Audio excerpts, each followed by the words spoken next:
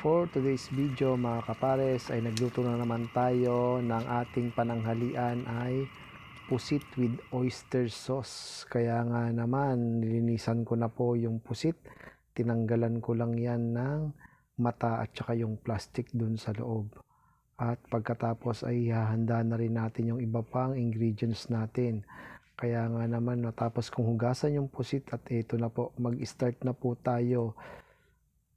Ayan, sa kawali po mag-isa po tayo ng sibuyas at luya.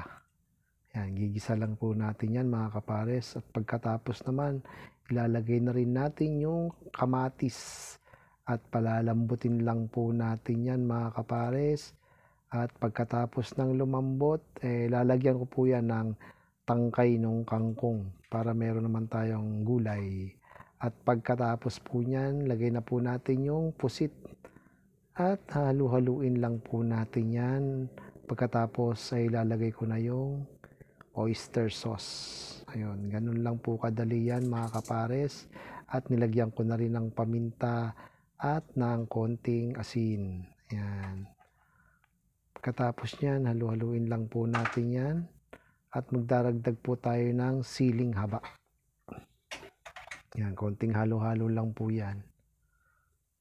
Yan. At pagkatapos po niyan mga kapares, ay tatakpan muna natin. Antayin natin yang kumulo. At ito na nga po mga kapares, ready to serve na. Kaya nga anong pang hinihintay natin, maglabas na kayo ng kanin. Kain na tayo mga kapares. Welcome back mga kapares. Naghanda na naman po tayo ng pusit with oyster sauce.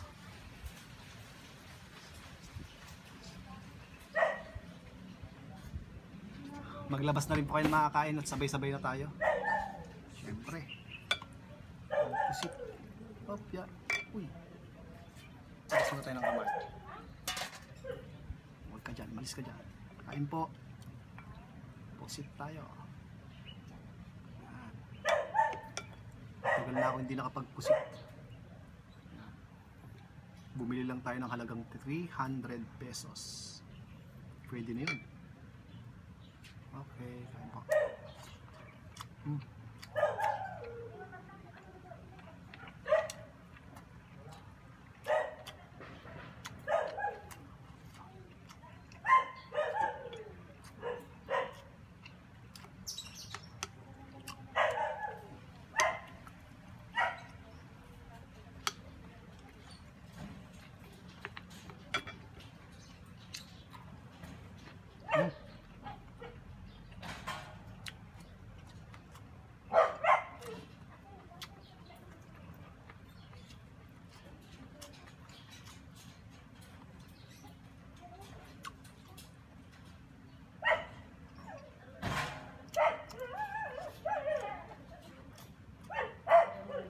Sumisipa.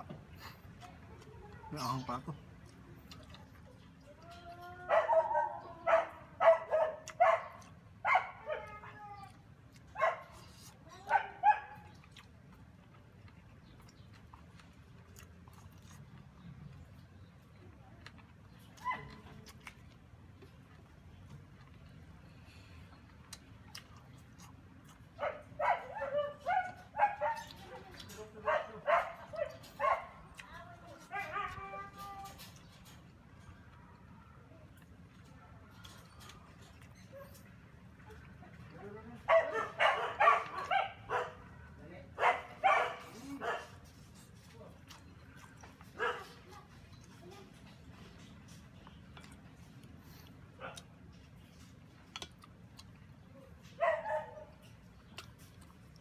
Sabay pa yung mga aso. Naamoy siguro nila yung pansit tayo. Yung pusit.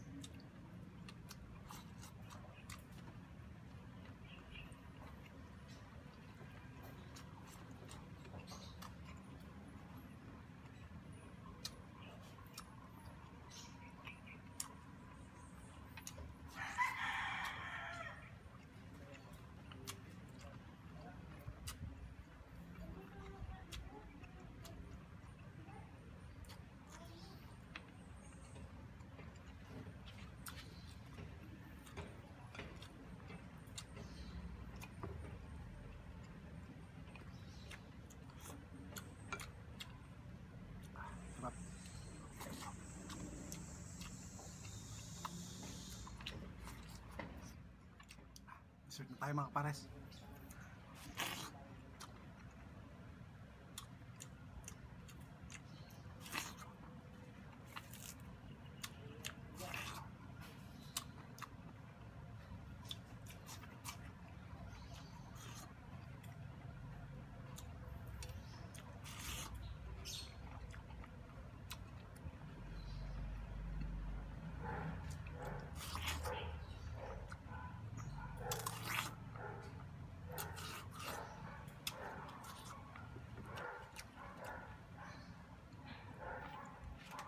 Thank you Lord, busog na naman po tayo. Salamat po sa pagsama sa aking munting tanghalian. Shoutout po sa lahat po ng followers namin sa Facebook page at sa YouTube channel.